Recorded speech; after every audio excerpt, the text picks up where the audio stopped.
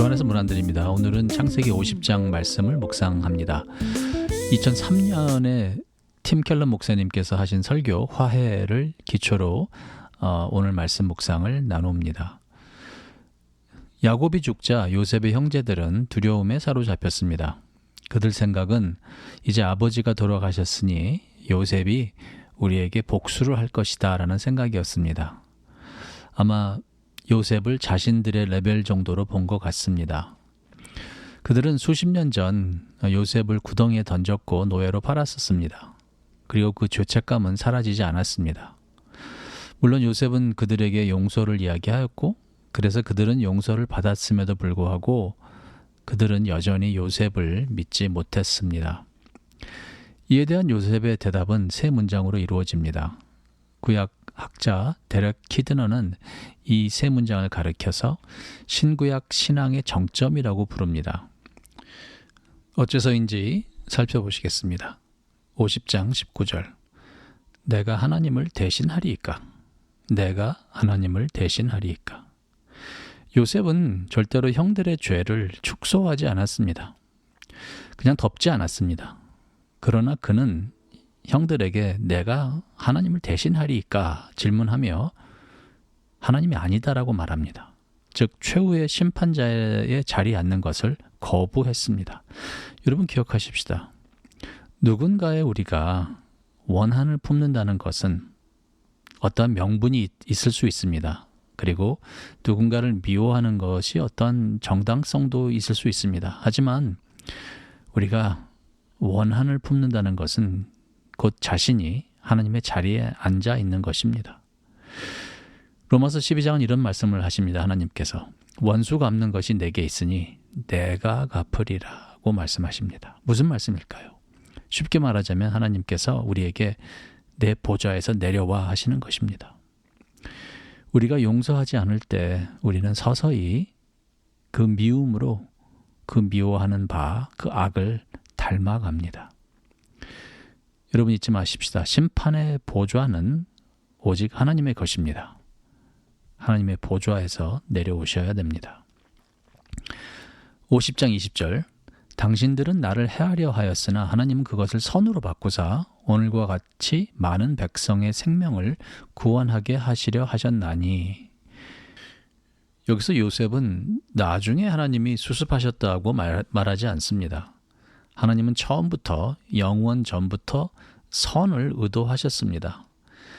여기 한국어 번역의 바꾸사라는 표현은 나중에 수습을 했다는 뜻이 아닙니다.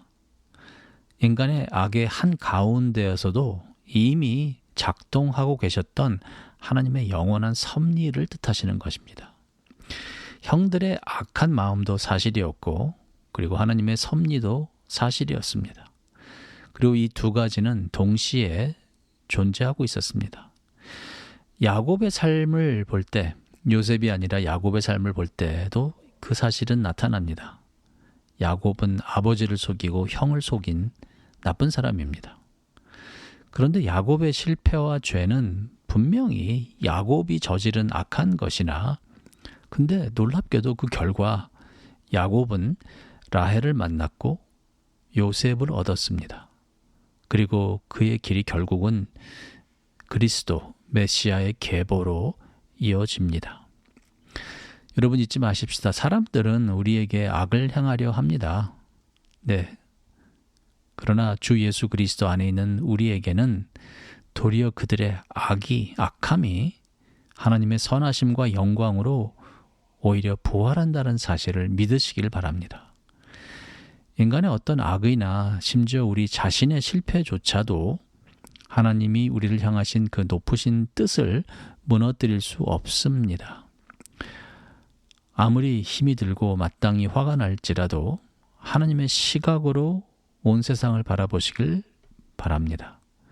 그리고 여러분에게 설령 여러분 주변에서 악한 의도로 여러분을 못살게 구는 사람들이 있다 할지라도 절대로 악에게 지지 말고 선으로 승리하시길 축원합니다.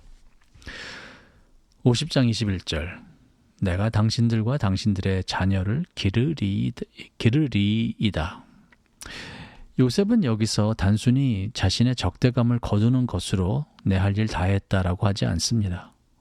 그는 먼저 형들을 향해 다가갑니다. 여기 히브리어 원문은 이를 그들의 마음에 위로의 말을 건넸다라는 표현을 씁니다.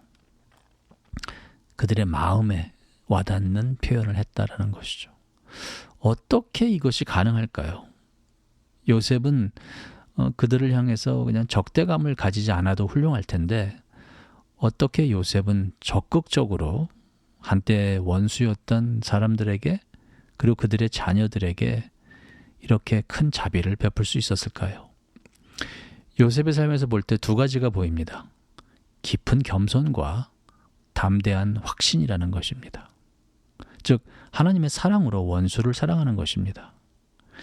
여기 요셉의 겸손은 나 역시 오직 은혜로만 서 있음을 아는 것이고, 겸손은 나도 하나님 앞에 큰 죄인으로서 내가 용서받았다라는 것은 누릴 수 없는 은혜로 서 있는 것이다를 깨달을 때 겸허해집니다. 그리고 확신은 하나님이 나를 사랑하시면 나의 행위에 달려있지 않다라는 것을 깨닫는 것이죠. 그것을 붙잡는 것입니다. 이 겸허함과 확신이 함께 할 때 비로소 나에게 상처를 입힌 사람을 향해 나아갈 수 있는 것입니다. 단순히 죄를 축소하는 것이 아닙니다. 적대감을 없애는 것이 아닙니다. 오히려 적극적으로 십자가의 사랑으로 원수 같은 아니면 원수를 사랑하는 것입니다. 요셉이 그렇게 할 수 있는 것은 자신이 아니라 더 큰 요셉을 보았기 때문입니다. 요셉은 하나님을 대신할 수 없습니다. 그러나 하늘 영광 보좌를 버리시고 마땅히 하나님의 보좌에 앉으실 수 있는 분이 그 자리를 버리시고 이 땅에 오신 더 크신 요셉이 있습니다. 그분은 심판의 보좌에 앉으실 만한 정당한 권리가 있었지만 친히 그 자리에서 내려와 죄인들이 져야 되는 십자가를 지셨습니다.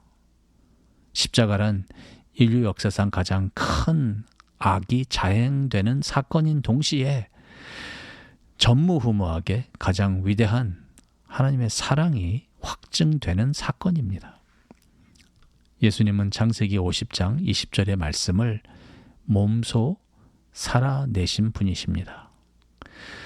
이렇게 십자가는 우리에게 요셉보다 더 큰 겸손을 줍니다. 우리의 죄가 하나님의 아들의 죽음을 요구할 만큼 무거웠음을 깨닫게 하는 것이 십자가입니다. 그리고 십자가는 우리에게 더 큰 확신을 줍니다. 하나님 아버지가 하나뿐인 독생자 예수 그리스도 아들을 아끼지 않으신다면 하나님께서 어찌하여 우리에게 선한 것을, 좋은 것을 아끼시겠습니까? 이 겸손과 확신이 오늘 우리로 하여금 요셉보다 더 큰, 더 위대한 삶으로 인도하실 것을 확신합니다. 우리의 노력이나 우리의 열심이 아니라 오직 하나님의 은혜로 말입니다. 오늘도 우리 주 예수 그리스도를 육신의 눈으로는 보지 못하지만 믿음의 눈으로 바라보시며 주님 재림하시는 그날 부끄럽지 않은 오늘과 내일을 살아가기를 원하시는 주님의 귀한 성도님들에게 우리 하나님의 놀라우신 은혜가 함께 하시길 간절히 축원합니다. 놀랍다 주님의 큰 은혜 우리의 죄를 속하시려 갈보리 십자가 위에서 어린 양 보혈을 흘렸네 주의 은혜 우리의 죄를 다 씻었네 주의 은혜 우리의 죄를 다 씻었네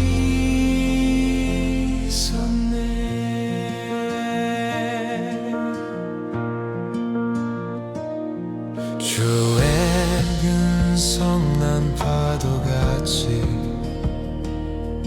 우리 영혼을 위협하나 헤아릴 수 없는 주 은혜 십자가에서 나타냈네. 주의 은혜 우리의 죄를 다 씻었네. 주의 은혜 우리의 죄를 다 씻었네.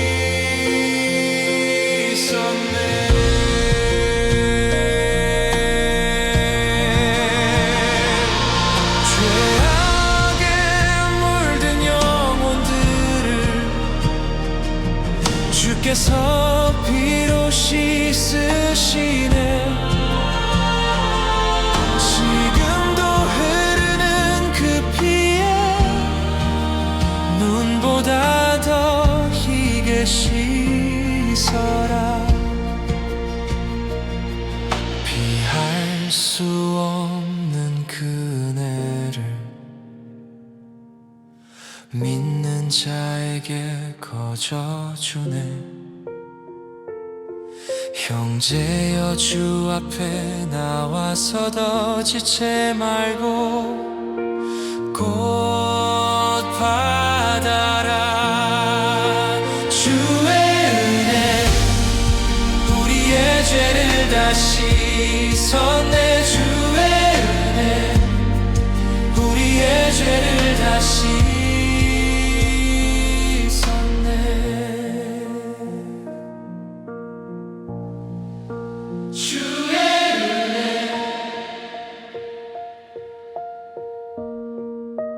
다 씻었네.